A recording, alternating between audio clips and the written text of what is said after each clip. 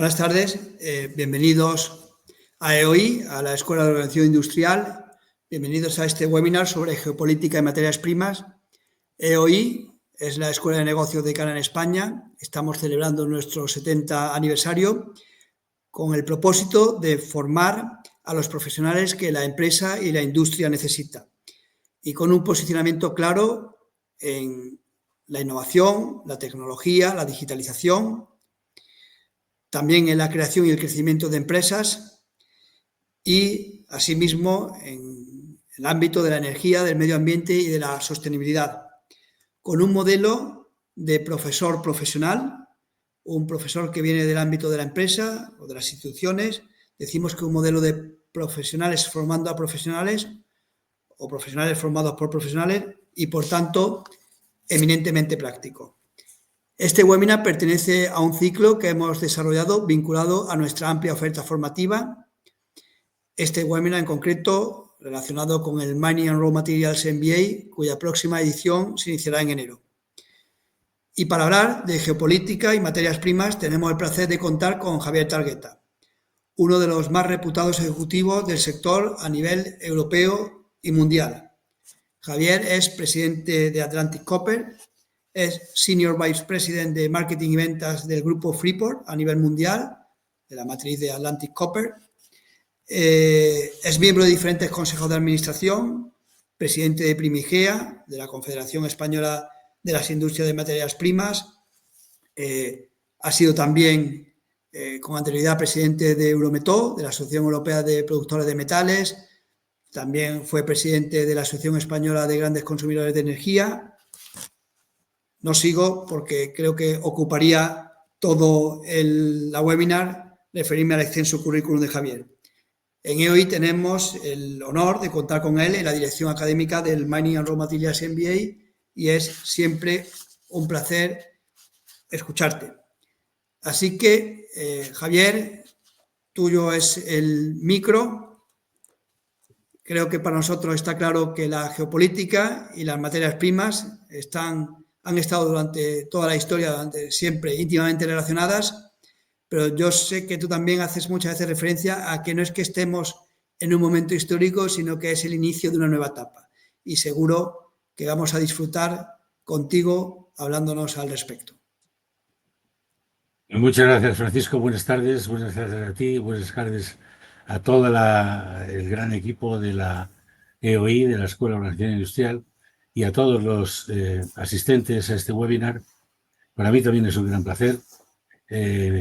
Siempre, claro, los que estamos en las materias primas, ¿cómo no le vamos a dar importancia a las materias primas? Es el ámbito en el que nos hemos desenvuelto toda nuestra vida, o la mayor parte de nuestras vidas. Pero hoy, y a iniciativa de la Escuela de Organización Industrial, voy a intentar establecer las influencias mutuas que la geopolítica ha tenido siempre, pero en especial tiene hoy día con el mundo de las materias primas, tanto energéticas como no energéticas. Lo estamos viendo ya en las noticias de todos los días y, como decía Francisco al principio, al presentar, no es un momento de la historia, es una época que ha comenzado no hace tanto tiempo, pero que se va a prolongar durante muchas décadas o quizá para siempre. Y por tanto creo que es muy oportuno tanto la gran idea del máster en la MBA en Raw Materials, en Mining and Raw Materials, y esta modesta presentación, este modesto webinar, quiere en definitiva también reforzar ese vínculo mutuo entre el mundo de la geopolítica que nos afecta a todos en nuestras vidas y que nos va a seguir afectando con el mundo de las materias primas. En esta portada, en esta carátula que están viendo, a la derecha arriba ven que hay una leyenda que dice Power in Progress. Power in Progress es decir, el impulso del progreso, impulsando el progreso. Este es un mantra de Freeport, de nuestro grupo,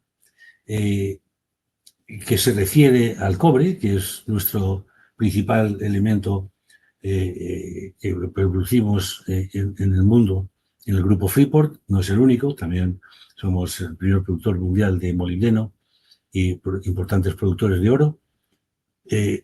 Pero, como digo, el cobre, que es un gran conector, y por eso tiene un doble sentido la expresión Power in Progress, es decir, impulsando el progreso. Pero no es solo es aplicable al cobre este mantra, es aplicable a todo el mundo de las materias primas, las energéticas, las no energéticas, dentro de las no energéticas, el mundo de los metales, el mundo de las rocas industriales.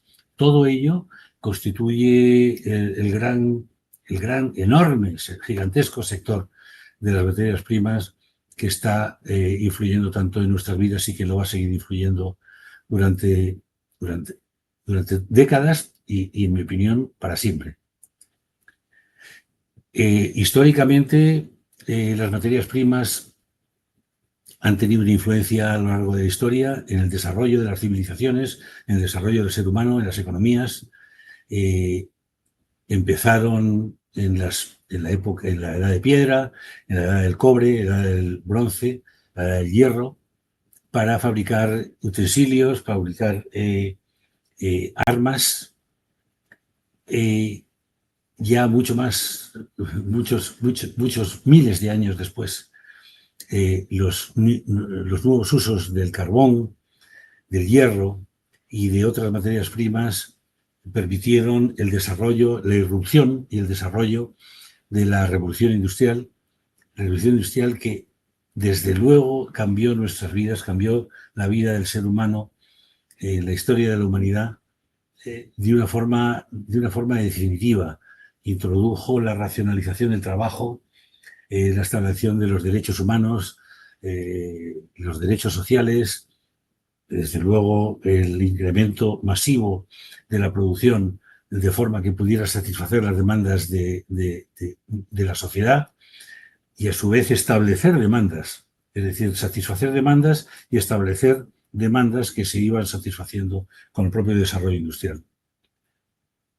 Y evidentemente, claro, a la vez que nació o que surgió la revolución industrial, surgió el comercio mundial de materias primas, porque las materias primas no se encuentran donde se quieren, sino donde están. Y desde el principio, pues, evidentemente, hubo países que necesitaban materias primas y otros que disponían de ellas. Y eso vamos a ver ahora cómo se perpetúa. En aquella época se estableció la ruta de la seda, la ruta de las Indias, y conceptualmente las cosas no han cambiado tanto como van a ver. Nos transportamos ahora casi milagrosamente al mundo de ahora mismo y me he permitido establecer 3 áreas mundiales. El área de los grandes productores de materias primas, tanto reales como potenciales.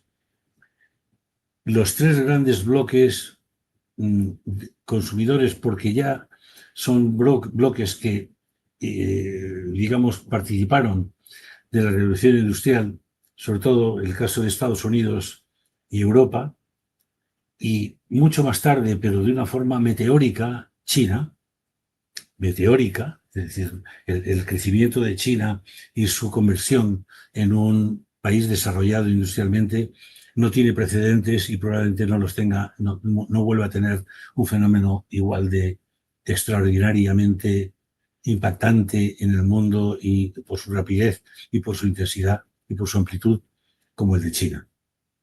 De manera que vemos en este gráfico en los países que, como digo, son realmente, actualmente, grandes generadores de recursos naturales, tanto energéticos como no, en verde, y digo realmente o potencialmente, o potencialmente, y aquellos que somos grandes consumidores de materias primas, algunos con cierto acceso a sus recursos autóctonos, como puede ser Norteamérica, en el caso de Estados Unidos y Canadá, parcialmente China y menos parcialmente, o en una escala claramente desventajosamente reducida, Europa. Europa, la Unión Europea, más el Reino Unido, más Suiza, que en sí mismo son tres enormes economías en tamaño, de muy distinta configuración e historia, pero que con el común denominador de ser enormes consumidores demandantes de materias primas energéticas y no energéticas. Y ya mucho más en concreto, si dividimos las materias primas en energéticas y no energéticas, vemos cómo en los distintos ámbitos que ellas cubren, cómo forman parte de esos movimientos, de esas áreas, distintos tipos de materias primas. Vemos cómo en el caso del grupo de la energía, el enorme grupo de la energía, que pues, lo podemos descomponer en los combustibles fósiles, en las energías renovables,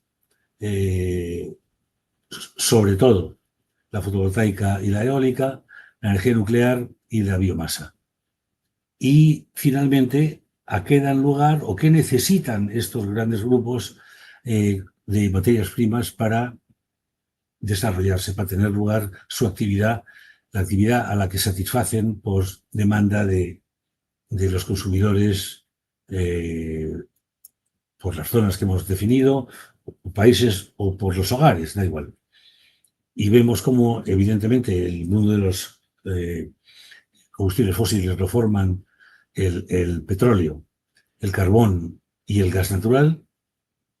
Los tres tienen una prevalencia enorme. Aquí ya no entro, y me encanta entrar, por cierto, en el mundo en todas las corrientes de la descarbonización y demás. Evidentemente, las corrientes de la descarbonización podríamos decir que van en contra de la utilización de los combustibles fósiles. Y lo podríamos decir y creo que es verdad. Pero los procesos del cambio enorme, los procesos de cambio a los que está sometida la humanidad no permiten más que esa transición sea, yo no llamaría ni rápida ni lenta. En términos de la historia de la humanidad sería rapidísima. En términos del día de hoy podríamos llamarla lenta. Pero estamos hablando de décadas en que tanto el petróleo como el carbón como el gas natural van a ser prevalentes en la vida del ser humano. En las renovables, evidentemente, para desarrollarlo hacen falta metales, hace falta hormigón y hace falta silicio, por no mencionar montones de otros elementos, incluidas, por cierto, y ya lo mencionaremos en algún momento de la conferencia, las tierras raras. La energía nuclear, absolutamente esencial, sigue siendo esencial, sigue siendo muy importante los proyectos de construcción de centrales nucleares en el mundo y, evidentemente, la minería del uranio, que es el combustible que las centrales nucleares necesitan. Y, finalmente, la biomasa, con varias fuentes de generación, de conformación de lo que es la biomasa, pero fundamentalmente la madera.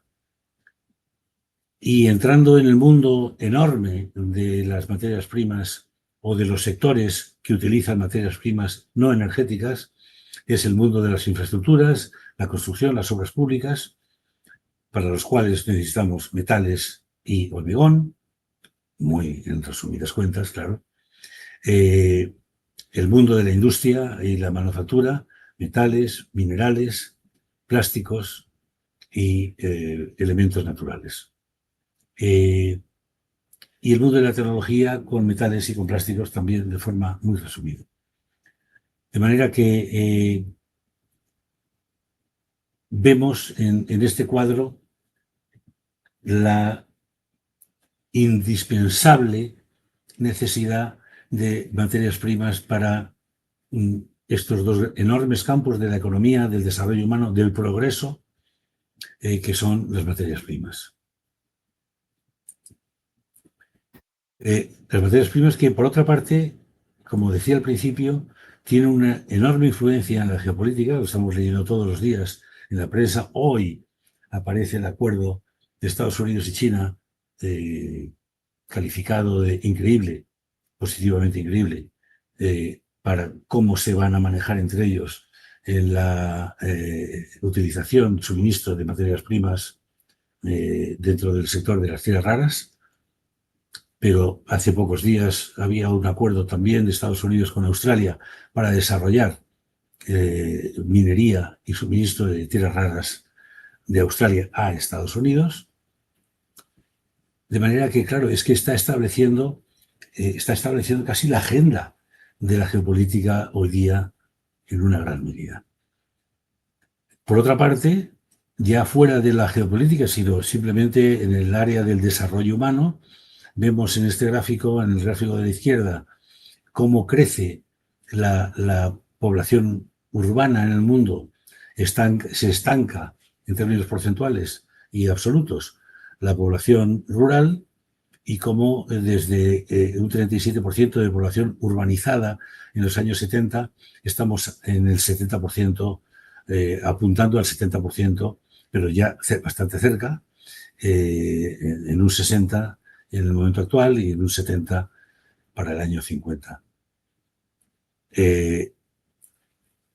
Lo que ocasiona esta evolución demográfica es lo que vemos en el gráfico de la derecha, que es el incremento absoluto espectacular, increíble, del consumo en toneladas de todas las materias primas que se consumen en el mundo, que se multiplican por 4 en volumen desde el año 70 hasta nuestros días, y como en términos per cápita, claro, como la población mundial crece también, el crecimiento per cápita es más acompasado, no es tan violento como el absoluto.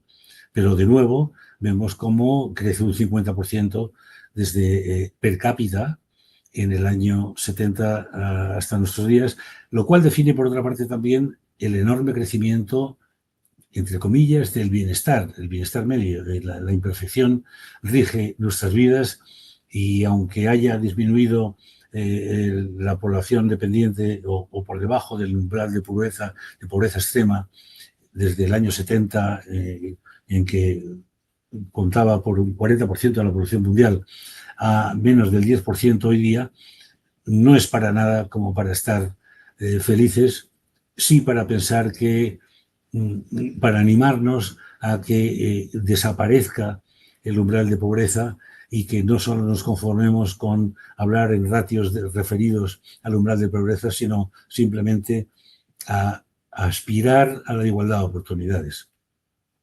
No es mi propósito hablar de eso hoy día, aunque me fascina esa materia, pero está muy ligado a, como decía hace un instante, al consumo de materias primas.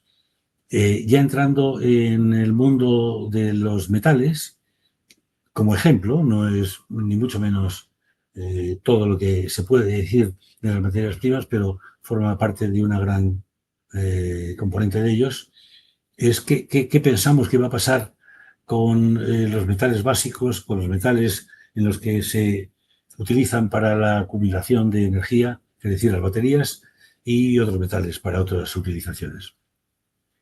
Bueno, pues todo ello es impresionante. El aluminio se va a multiplicar por 2, el cobre por 2, el de acero, algo ya con mucha madurez en su utilización desde hace centenas de años, se va a aumentar en un 40%, y ya entrando en minerales y metales, por así decir, más de moda, digamos, porque están todos los días en los medios de comunicación, el litio por 10 veces, algunos hablan de por 20, el níquel por 8, el manganeso por 15, y otros metales como el cobalto, las tierras raras, por 4, por 8, y el grupo de el Platinum Group Metals, los metales del grupo del platino, nada menos que por 18. Claro, cuando se habla de la demanda previsible de estos metales, tenemos que pensar inmediatamente en preguntarnos, bueno, ¿y va a haber satisfacción de esta demanda? ¿Se va a poder satisfacer esta demanda por parte de tanto de la minería como del mundo de la economía circular, es decir, del reciclaje de metales? Yo diría que con ciertas tensiones transitorias, sí se va a poder. Como dice el segundo bullet de la diapositiva, hay reservas abundantes de todos estos metales en el mundo. Ya no es tan fácil el ponerlas en explotación para satisfacer las necesidades, pero las hay. Y ahí volvemos a la geopolítica, a los recursos financieros de los países que son potencialmente productores de estos materiales, pero no tienen recursos financieros para desarrollarlos si no es con la aportación de recursos financieros, incluso tecnológicos, del mundo más desarrollado, y todo eso se está moviendo hoy día. Y a mí esta diapositiva me gusta porque muestra los enormes desequilibrios de oferta y de demanda, de suministro y demanda de materiales. El ejemplo que tomo es el cobre, que quizá lo conocemos obviamente mejor que otros materiales, pero valdría para el acero, valdría para el carbón, valdría para el aluminio. Es decir, que y valdría desde luego para, prefiero, no exactamente igual, pero equivalente para el mundo de las materias primas energéticas, para el crudo de petróleo, los productos de petróleo ya refinados, el gas natural o el carbón, tanto térmico como coquizable. Y vemos como ejemplo países grandes consumidores o zonas del mundo grandes consumidores de del cobre o de las otras materias primas que he mencionado, como es el caso de Europa, los escasísimos recursos mineros de los que dispone Europa para satisfacer esta demanda, una relativa producción del metal refinado, pero que no satisface la demanda y por tanto hay que complementar la demanda con importación muy importante de metal ya refinado. Vemos el ejemplo de Estados Unidos, como tantas veces, bastante autosuficiente en un porcentaje importante de este recurso y de otros. En otros su autosuficiencia es mucho más espectacular con el mundo de los combustibles fósiles, como todos sabemos, tanto el crudo de petróleo como el gas natural. Pero incluso en el cobre, sus reservas son enormes y por tanto podrían llegar a una autosuficiencia con cierta facilidad, cosa que para Europa sería muy difícil. En el caso de China e India, la imagen vale más que 1000 palabras, son brutales consumidores y sobre todo China, es decir, no es comparable. De esos 18,6 millones, estamos hablando de 17 en el caso de China y de India 1 millón algo.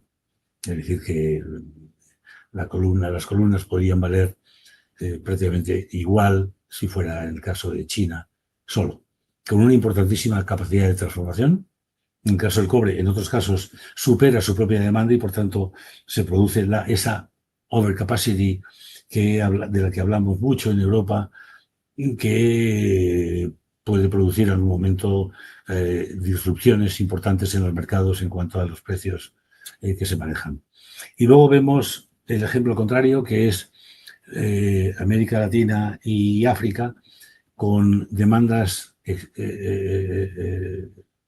mínimas, falta de desarrollo, pero un enorme potencial y realidad de producción de materias primas, en el caso del cobre, pero muchas otras, en el caso de América Latina, mineral de hierro, carbón, zinc, aluminio, en el caso de África, desde luego cobre,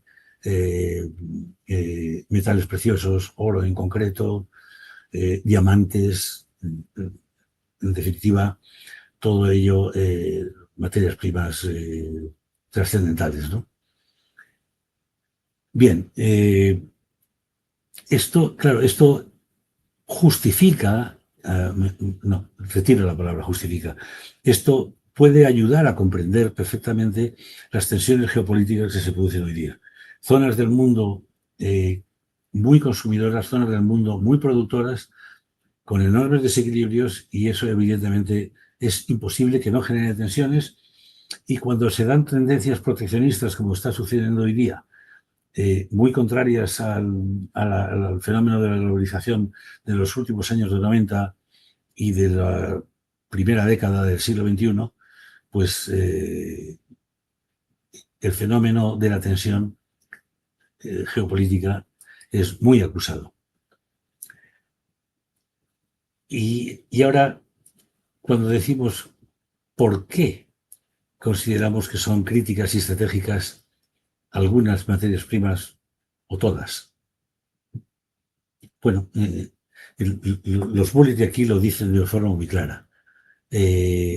Fundamentalmente para el crecimiento económico, para las energías nuevas, porque son escasos, no porque no los haya en la corteza terrestre o por la vía del reciclaje, por la vía secundaria, sino porque los hay, pero hay que desarrollarlos, son muy intensivos en capital, hay condicionantes de poblaciones locales que naturalmente quieren formar parte de ese desarrollo y beneficiarse de él, como es lógico, restricciones medioambientales lógicas también y aconsejables. Por tanto, en definitiva, y cuando además esas dependencias se establecen de países pues, con inestabilidad política o con sistemas políticos poco democráticos o nada democráticos, naturalmente la dependencia es mucho más acusada y mucho más peligrosa, mucho más arriesgada. Ya ni hablemos del área de defensa, en la que desde luego no quiero entrar, pero que está en el conocimiento de todos, el conocimiento general, por lo menos en la importancia que vemos en los medios que la defensa y la industria de defensa tiene en el mundo actual y en la correlación de fuerzas. Vemos aquí en el gráfico a la derecha los tres grandes bloques que antes mostraba en verde, bueno, azul no me acuerdo, era uno verde y otro azul, como según qué industrias y según qué prioridades los tres grandes grupos económicos del mundo tienen, pero cómo hay unos cuantos elementos que son comunes en la estrategia y en la seguridad de las tres grandes economías del mundo. El aluminio, el cobre, el antimonio, el cobalto, los fluoruros, el grafito, el litio, el níquel, las tierras raras y el wolframio. Y luego, como digo, pues hay otros comunes en otros, ¿no? Pero, en definitiva, como mínimo, por los comunes a los tres, vamos a tener una rivalidad entre estas tres fuerzas económicas mundiales. Yo diría que para siempre. Rivalidad no quiere decir confrontación, quiere decir rivalidad, quiere decir que todos vamos a luchar por lo mismo.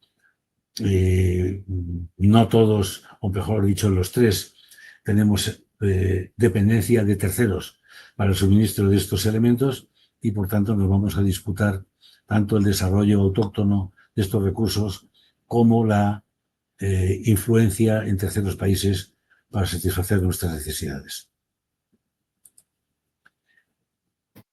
A mí me encanta este gráfico porque lo que muestra, muy en resumen, aquí estamos viendo la cadena de valor, ¿no? Estamos viendo la cadena de valor de varios elementos y cómo cuál es la presencia de los 3 bloques y alguno más, algún país más, en cada uno de estos eslabones de la cadena de valor.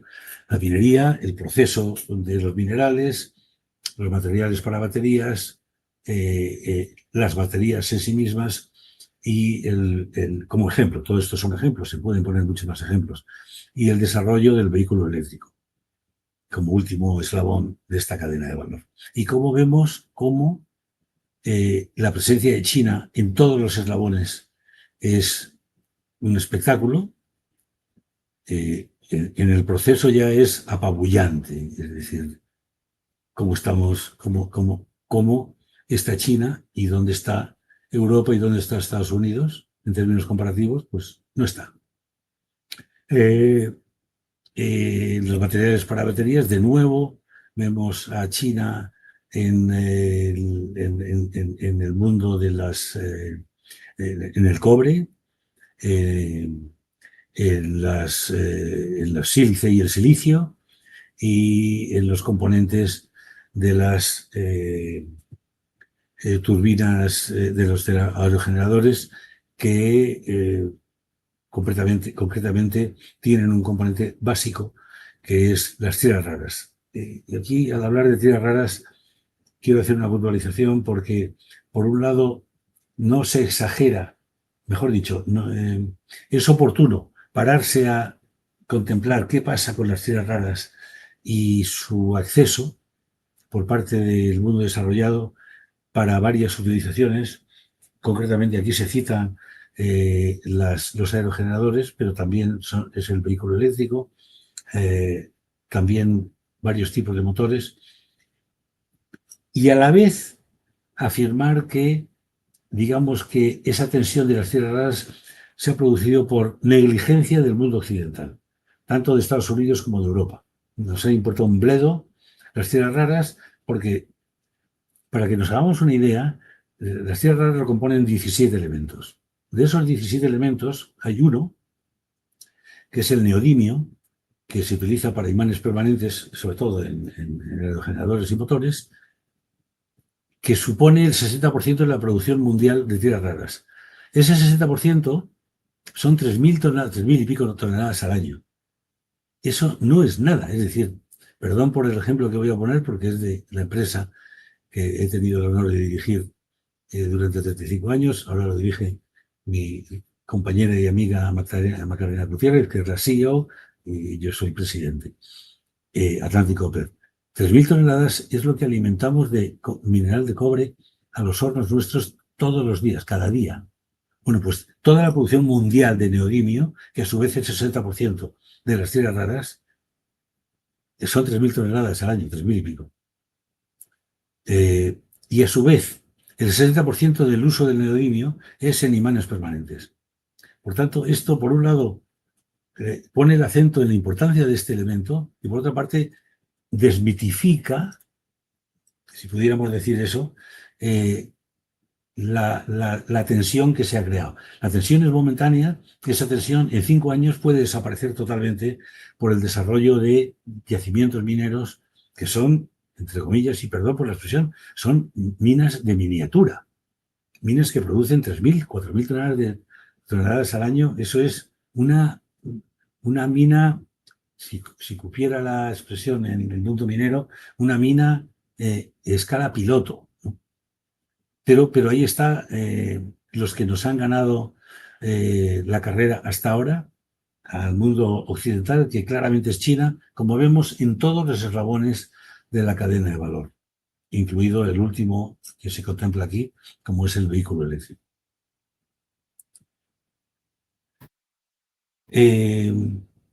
Bueno, el título de la diapositiva esta es ¿cuál es la estrategia china? Bueno, es un poco pretencioso el título porque yo creo que no sabe nadie cuál es la estrategia china. Desde luego, no sé si los chinos lo saben, pero fuera de China yo creo que no lo sabe nadie.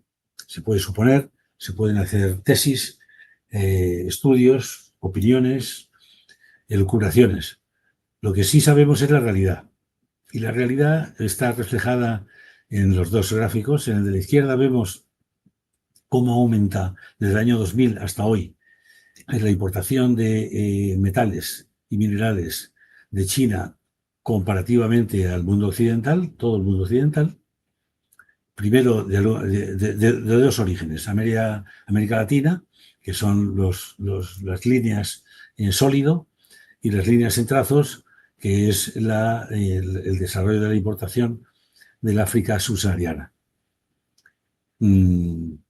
Casi huelgan los comentarios, sobre todo en cuanto se refiere a América Latina. Ahí es espectacular y no cabe en la cabeza de nadie del mundo occidental cómo el mundo occidental se ha dormido simplemente, es decir, se ha confiado, se ha mirado al ombligo, se ha llenado de sí mismo de los logros fantásticos de nuestras civilizaciones y del estado del bienestar, pero no nos hemos preocupado de ver cómo se puede mantener ese estado de bienestar, que hay que mantenerlo de diversas maneras, entre otras, con el suministro de materias primas.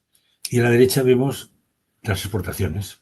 Por un lado vemos las importaciones, por otro lado las exportaciones. Es decir, ¿en qué se convierte ese incremento brutal de importaciones de China en absoluto y en relativo respecto al mundo occidental?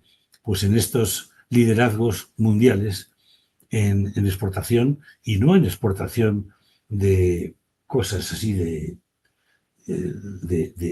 medio pelo, sino en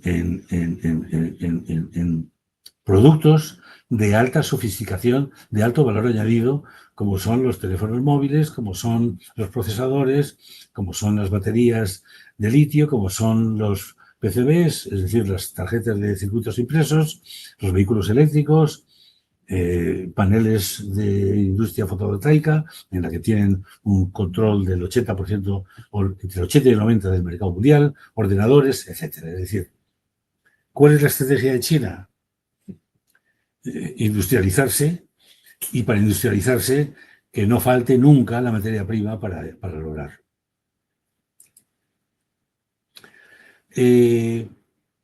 Ante todo esto, yo creo que tanto ya el mundo, no China, ni Estados Unidos, ni Europa, ni nadie en particular, sino el mundo es no solo legítimo, sino conveniente que se haga la pregunta, bueno, ¿y hay suficientes materias primas en el mundo para todo este crecimiento que ya tenemos y que prevemos en las próximas décadas? Pues la respuesta es sí, hay. Existe en la corteza terrestre, por un lado, en la ruta primaria, que es el gráfico de la izquierda, la minería, y la ruta secundaria, que es el reciclaje, existen enormes reservas mundiales. Como vemos en el caso del cobre como ejemplo, 250 años, más de 250 años de recursos. Pero claro, los recursos van aumentando a medida que se sigue explorando. Que quiere decir que hay que seguir explorando, cosa que no hacemos en Europa, por cierto, ni en España. Y más nos vale iniciar como acciones recomendadas por el Critical Raw Materials Act, por el reglamento de las materias primas críticas de la Unión Europea lanzado el año pasado, el primer área de actuación es buscar y encontrar y explotar recursos autóctonos de materias primas, de las materias primas que hemos comentado. La Unión Europea estableció 30 y tantos elementos críticos y estratégicos, y hay que concentrarse en ellos, y en algunos otros que no están declarados por la Unión Europea y que yo intento no perder ocasión para mencionarlos, que en España intentamos influir, y una asociación europea de minería que se llama Euromines intentó que se incorporara como materias primas fundamentales, aunque no sean críticas, y equivocadamente no se establezcan como estrategias, como son las rocas industriales. Es decir, cada torre de generación eólica necesita 10.000 toneladas de hormigón, que quiere decir 3.000 toneladas de cemento. Esos son materiales, los que componen el cemento, que son, el hormigón, que son por un lado el cemento y por otro lado los áridos, viajan muy mal. El impacto de la logística es brutal. Y si Europa, y en nuestro caso España, no los produce, va a haber que importarlos, y la importación nos va a sacar de competitividad.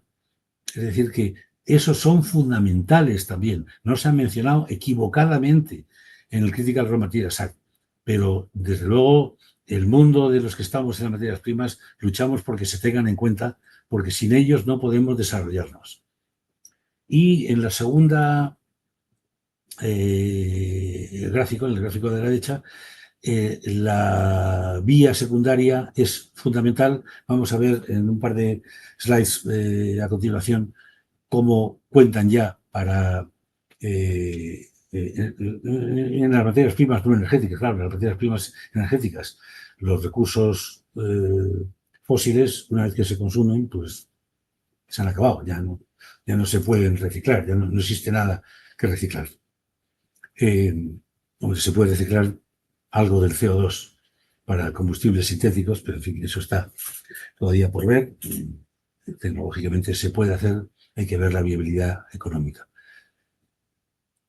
Y existe un potencial muy importante en la ruta secundaria para reciclar más metales, más materiales.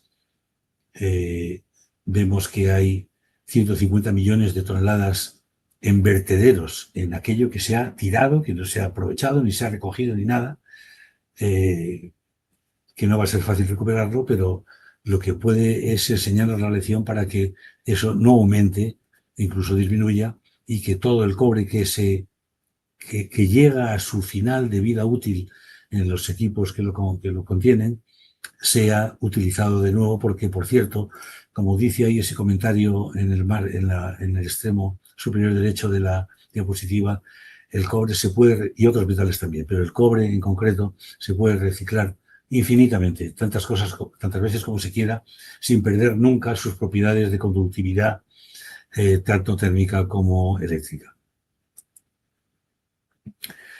De nuevo, utilizando el ejemplo del cobre, a pesar de que existen abundantes posibles reservas en el mundo, cada vez es más difícil explotarlas. Cada vez es más difícil implotarlas. Los bullets de la izquierda lo mencionan muy bien y el gráfico de la derecha lo resume mejor. Como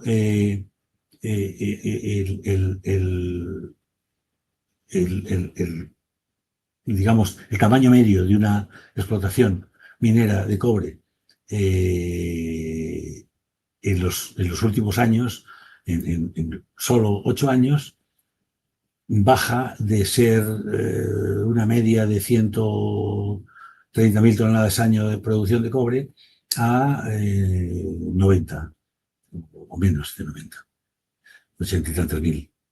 Y, por tanto, pérdida de economía de escala y, por tanto, mayor coste.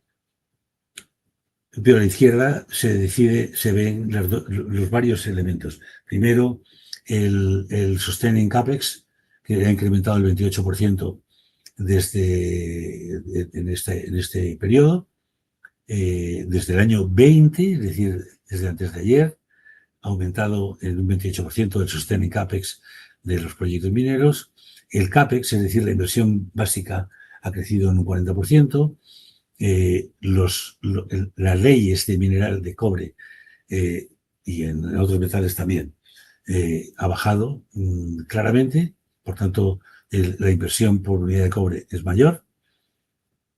Ya mencionábamos el tamaño de cada operación minera que recoge el gráfico.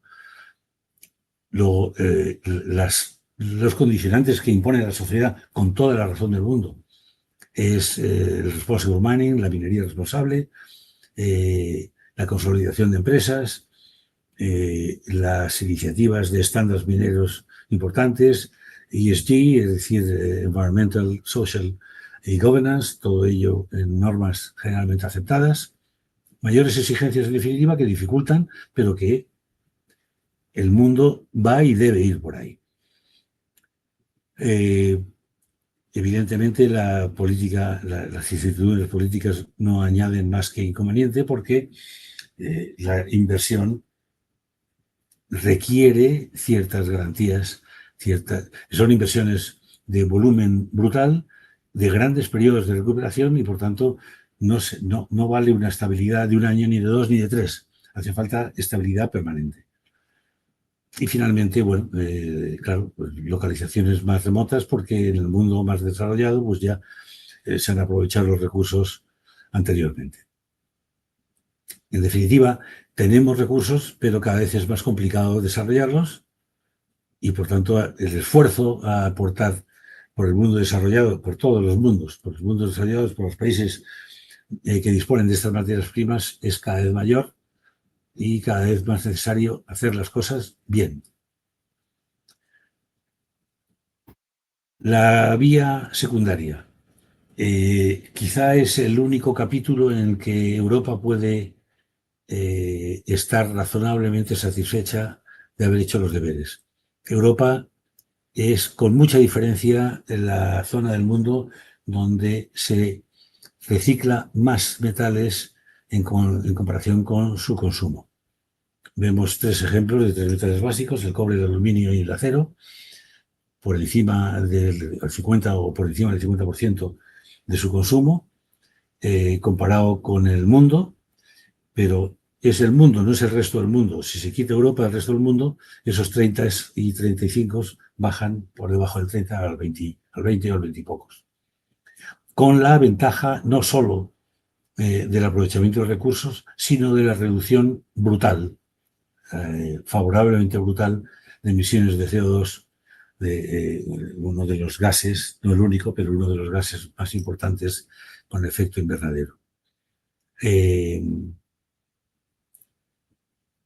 Digamos que en virtud de esto, evidentemente, se puede desarrollar el mundo del reciclaje, sobre todo fuera de Europa. Algo también en Europa, pero sobre todo fuera de Europa. Y también se llega a otra conclusión, y es que la vía secundaria y la primaria son mutuamente complementarias. No se puede hablar de que solo con el reciclaje se puede satisfacer las necesidades de materias primas del mundo, para nada. Eso es una falacia, y el que lo diga o lo dice porque lo ignora, porque es ignorante o porque miente. Es imposible. El recurso natural minero va a ser imprescindible en los próximos siglos para satisfacer las necesidades de desarrollo del ser humano. De la misma forma que es imprescindible el reciclaje por requisitos medioambientales y tener bajo control los elementos que llegan, que forman parte de equipos, de materiales y de instalaciones y de edificios y construcciones que llegan al final de su vida útil. Primero, pues segundo, precisamente por complementar los escasos recursos o existentes, pero difícilmente desarrollables. Y en tercer lugar, por protección y cuidado y lucha contra el cambio climático, personificado y concretado en las emisiones de dióxido de carbono. Un ejemplo de las limitaciones naturales del reciclaje, que no es como para darlo por perdido, sino para, al revés, para esforzarse en el que esto mejore. El stock global de cobre en el mundo, del cobre que está en cosas, en coches, en edificios, en cables, tendidos eléctricos, etcétera, es de cerca de 500 millones de toneladas. El cálculo que hace la International Copper Association en cuanto a lo que es teóricamente reciclable, porque se derriba edificios, porque se sustituyen cables, porque se acaban su vida útil ordenadores, teléfonos móviles, lavadoras, neveras, etcétera. Es de 18 millones. De esos, hoy día se tratan 8. En el reciclaje se pierden 2, en diversos estadios del reciclaje.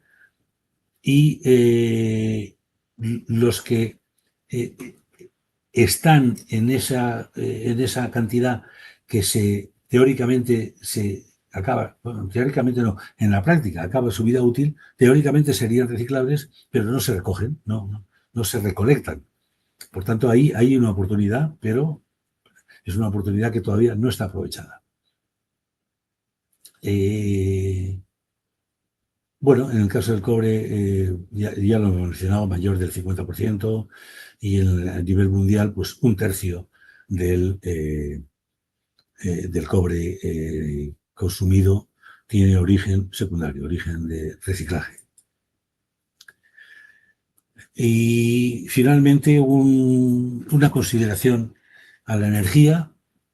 La energía es clave en el mundo de las materias primas en doble sentido. Uno, el mundo de las materias primas, el mundo de la industria de las materias primas necesita energía para desarrollarse, y por otra parte, las materias primas energéticas necesitan una capacidad de desarrollo y una capacidad de comercio regulado, bien regulado, para proporcionar equilibrios mundiales.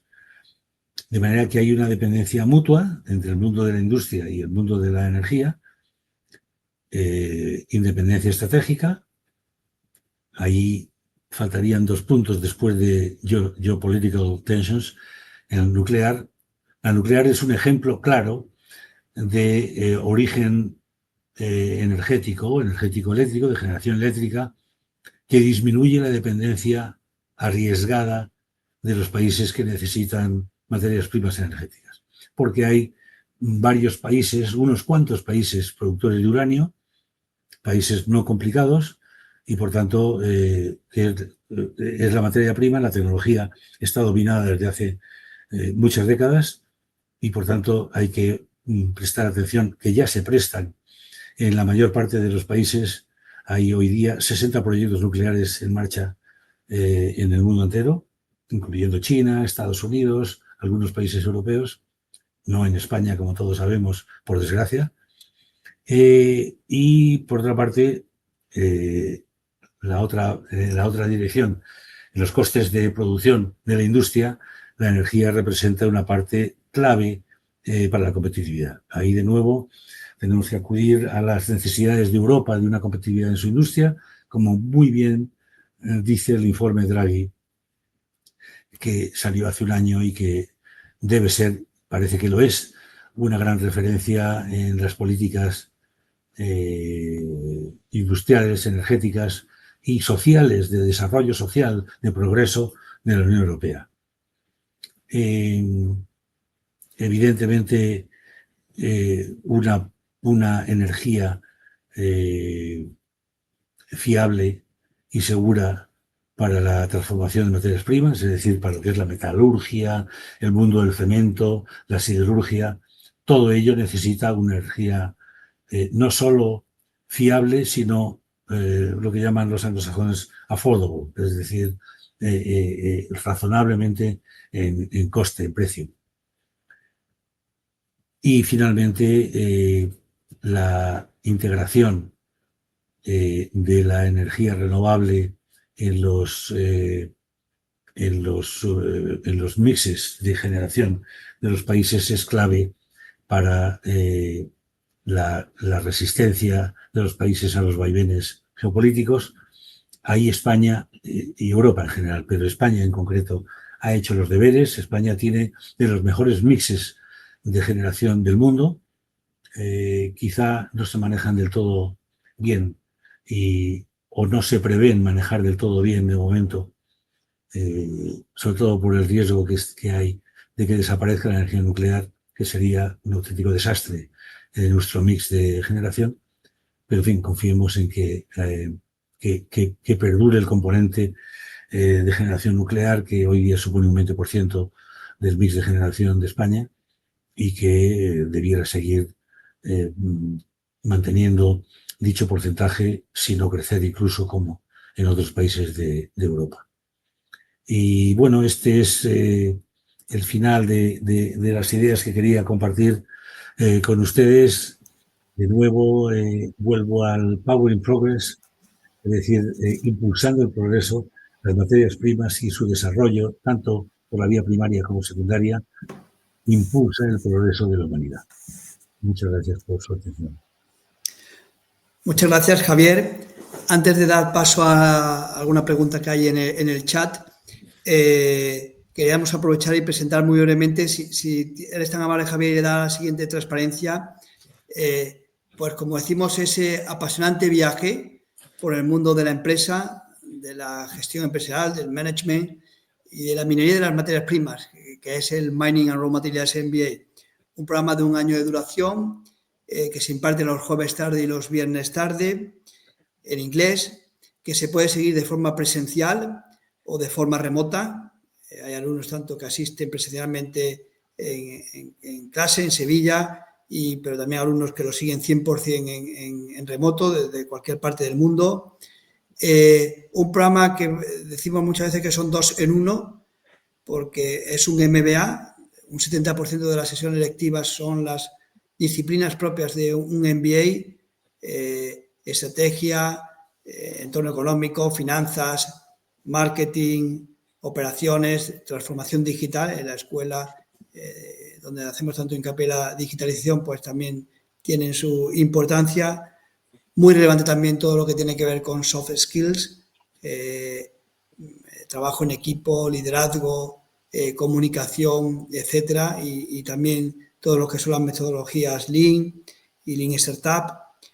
En la parte de la segunda parte, segundo bloque de especialización en el sector, un 30%, comienza con una introducción, luego hace todo el ciclo de vida de la minería, la exploración, el permitting, la exploración, la explotación, el procesamiento, en planta la metalurgia y otras transformaciones, tailings, etcétera, la meditación, energía. Un bloque también para las finanzas. Hay una de las preguntas relativa a finanzas en el sector, las finanzas corporativas, también el marketing, el cómo se transacciona en el sector, que tiene evidentemente sus peculiaridades, y una última, pues, de responsabilidad social corporativa o de este responsible mining del que hablaba Javier y tan relevante hoy en día en las decisiones del sector y de la industria. Y luego se complementa todo con una tercera parte, que es el proyecto de máster, que o bien puede ser la viabilidad de un proyecto minero o la viabilidad de una planta de transformación. Hacemos hincapié, está ahí al claustro, es el verdadero éxito del programa, profesionales del sector y de la especialidad y de diversos sectores en la parte más general, que vienen, como decimos, a compartir su experiencia en cada uno de sus ámbitos, porque vienen de hacerlo, pasan de la empresa al aula y del aula a la empresa, a compartir su experiencia con otros profesionales. Si el que tenga interés en obtener más información no tiene más que contactarnos a través de la página web o de un correo electrónico que ahora indicaremos en el chat. En cuanto a paso a las preguntas, antes de ello me quedo con un comentario, digo que yo creo que refleja bien, o para mi entender, la sesión. Muchas gracias, muy bien explicado. Yo creo que Javier ha dejado el tema muy claro. Cómo no es un aspecto que decíamos al principio, no ya coyuntural, sino de tendencias y que van a marcar una época. Yo creo que esas tendencias han quedado muy claras, pero como decía, hay algunas preguntas. Carlos nos decía, ¿los mercados de materias primas son muy volátiles o es un tópico? Pregunta. Y en el supuesto de asumir que son volátiles, ¿qué vehículos de inversión serían más recomendables? Derivados, ETFs, etcétera. ¿Cuál es tu opinión al respecto, Javier? Es verdad que son volátiles, entre otras razones porque los mercados de materias primas tienen una gran influencia en la inversión financiera. La inversión financiera es especulativa, en el buen sentido de la palabra, es decir, hay grandes fondos que invierten en materias primas porque creen que esa materia prima, sea crudo de petróleo, sea cobre, sea gas natural, sea aluminio, va a tener un desarrollo alcista en los próximos días, meses, años, y por tanto la influencia puede ser enorme en la configuración de los precios. Eso establece un cierto componente de volatilidad. Evidentemente, los ups y downs de las economías también establecen, de una forma enormemente fundamental. Es decir, recordemos que, por ejemplo, en la crisis inmediatamente consecuencia de la de 2008, el petróleo bajó de $110 el barril a 28. Gran parte de esa disminución del valor del crudo, del barril de petróleo, fue por relación oferta-demanda, y una gran parte enorme, fácilmente el 50%, por posiciones largas y cortas en este caso, lo que se llama short positions por parte de los inversores, es decir, que apostaban a una baja del precio, y eso acusó la baja a $28. Eso es tremendo, ¿no? Brutal. Ahora, no pasa todos los días. Ha pasado en los últimos 30 años, ha pasado una vez, ¿no? Y en general, la volatilidad no es tan brutal. Otros ejemplos también de volatilidad, pues el oro. El oro ha pasado en muy poco tiempo de $2.000 a 4.000 y pico. ¿Por qué? Pues porque hemos pasado a una situación de libre mercado, de todo el mundo es bueno, entre comillas, a una situación de confrontación, a una situación de lucha, de luchas, a veces físicas, por desgracia, pero en cualquier caso de confrontación política, que ha dado lugar a incertidumbre, ha dado lugar a inestabilidad, y ya sabemos todos que históricamente el oro es un valor refugio. Gran parte es tradición, gran parte es que el oro es indestructible, y también que el oro es una materia prima para las nuevas tecnologías importante. Pues sí, efectivamente hay cierta volatilidad. Ahora, la cuestión sería cómo compara esa volatilidad con otras volatilidades. ¿Cómo compara esa volatilidad con los intercambios de moneda, por ejemplo? ¿O cómo compara con el mercado inmobiliario? Pues yo no diría que más. Yo diría que andan más o menos parejas todos ellos, ¿no? Y yo diría algo más, y es que en el momento que estamos y para las próximas décadas, la volatilidad existirán picos, dientes de sierra, pero en una tendencia ascendente. Muy bien. Javier, dos preguntas relacionadas con tierras raras. Te pido concreción, digo, para uno, si en la minería de tierra rara es tan importante la contaminación que se produce, o eso es más, o no es así, es más un tema de agenda verde, etcétera. Y segundo, relacionado también con tierras raras, si habla de las Spanish Raw Materials, si en Extremadura hay tierras raras, si se pueden extraer, se pueden pensar que las podemos extraer. Sí, medioambientalmente no es un reto mayor que cualquier otra minería. Yo diría que es menor porque es una minería de muy pequeña escala, como decía hace un rato, y por tanto los estándares de explotación son los mismos. Alguna tierra rara que puede ser radioactiva, evidentemente, añade el factor de radioactividad, como puede ser la minería también del uranio, que no es una tierra rara, pero alguna sí, y en ese sentido, evidentemente, requiere medidas de seguridad, sobre todo más que medioambiental, que también de seguridad personal, ¿no? De seguridad de las personas que trabajan en esa explotación minera o que van a trabajar en la logística de esas materias primas. En cuanto a la explotación, resistencia de tierras raras, sí, creo recordar que hay un proyecto de tierras raras en La Mancha, no estoy seguro si en Extremadura también, es posible.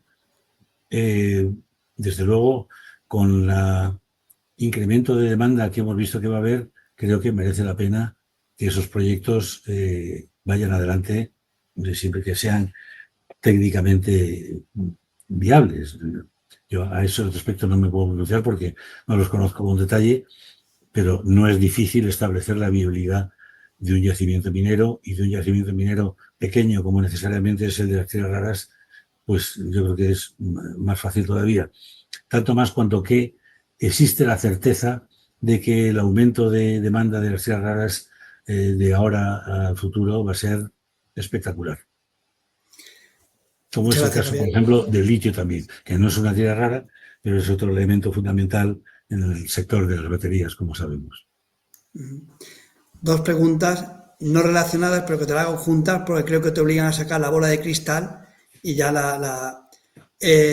por un lado, ¿cuál crees que será el material que más se revalorice por el encuentro oferta-demanda en los próximos años?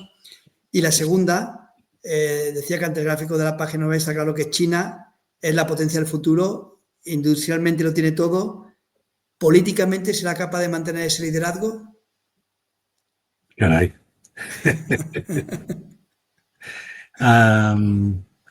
¿Cuál es el material que puede tener mayor crecimiento en su valor, en su precio, de ahora en adelante?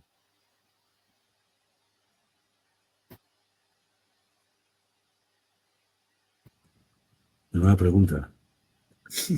Yo diría que las tierras raras, y dentro de ellas el neodimio y el praseodimio, creo que tiene una tendencia muy favorable el níquel, el estaño, el cobre. Yo diría que el aluminio es un metal muy curioso, es un metal que eh, es tremendamente peculiar. Es decir, la bauxita, que es la materia prima del aluminio, abunda en la naturaleza, pero está muy concentrada en zonas geográficas, enormemente concentrada. Es muy abundante, pero, como digo, muy concentrada. Es una minería relativamente fácil, es un mineral blando, es un mineral, no tiene grandes problemas de explotación minera. Sin embargo, el aluminio tiene en su fabricación tiene un componente como coste de la energía eléctrica brutal. La energía eléctrica puede suponer el 50-60% en la estructura de costes del aluminio. Y por otra parte, otra cuestión positiva también,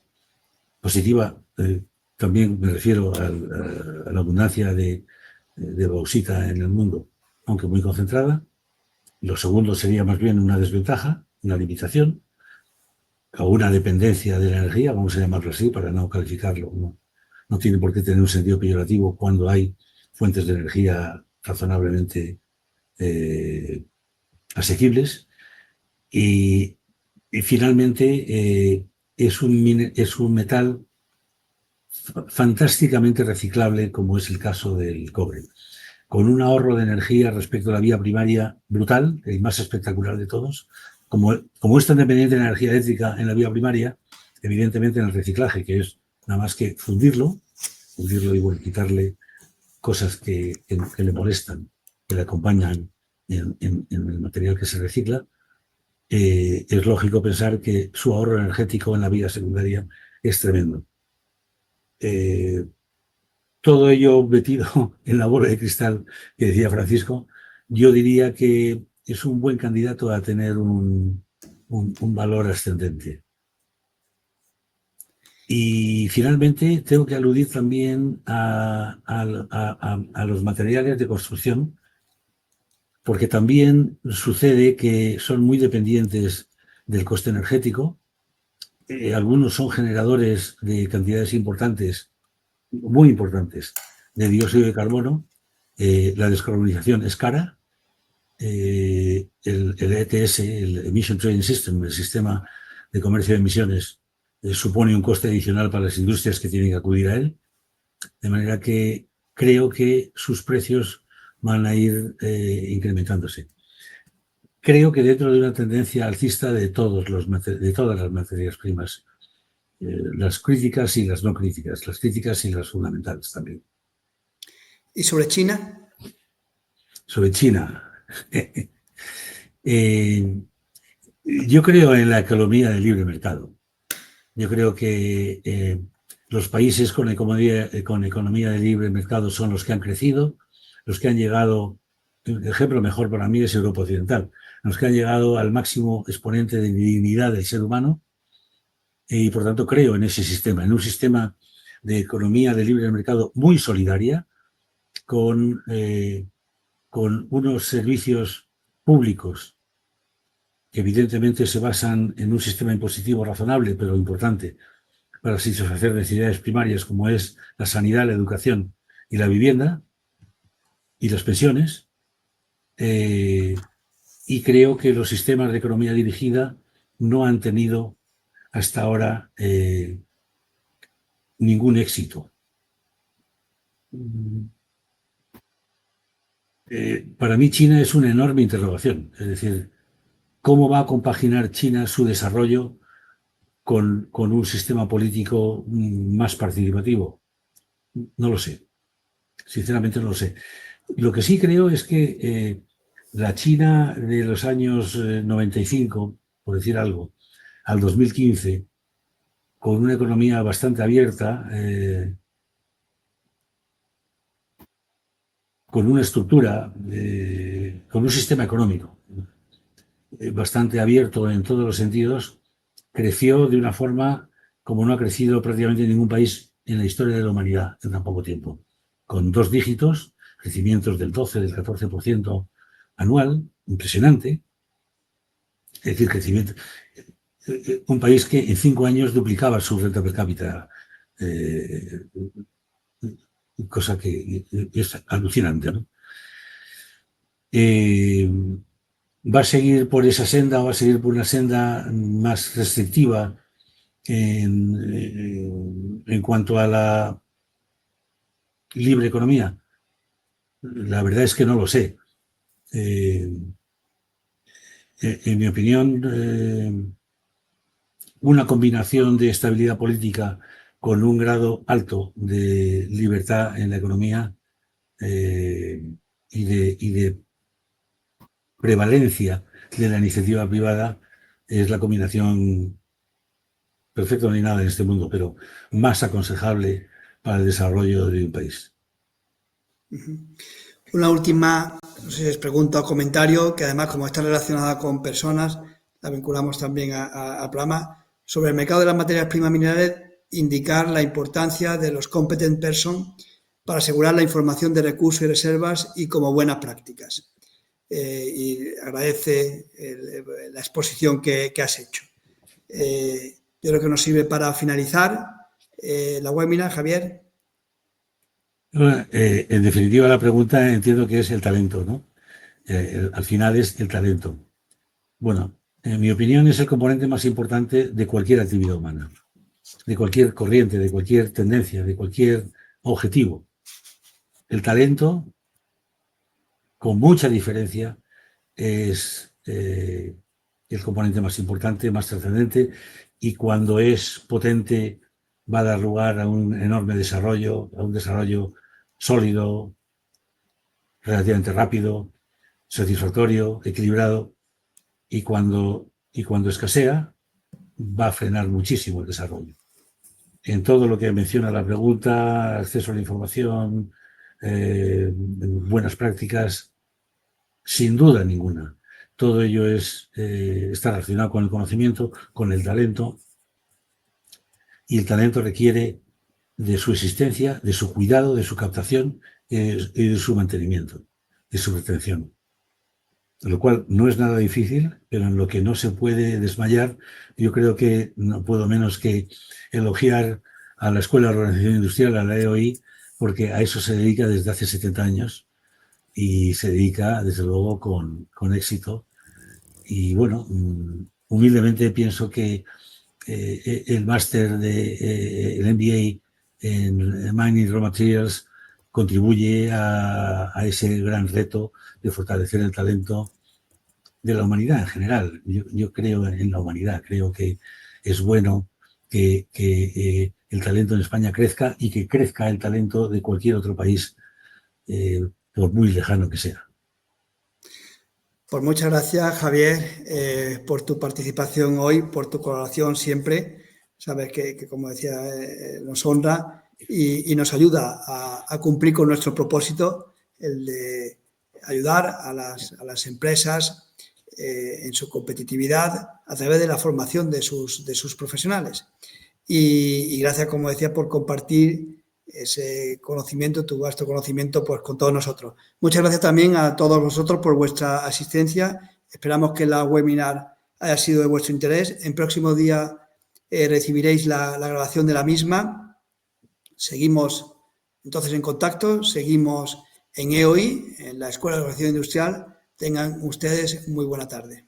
Muchas gracias, Francisco, muchas gracias a ti, a la EOI y a todos los asistentes. Ha sido un honor para mí y un placer participar en esto y colaborar con vosotros siempre. Gracias.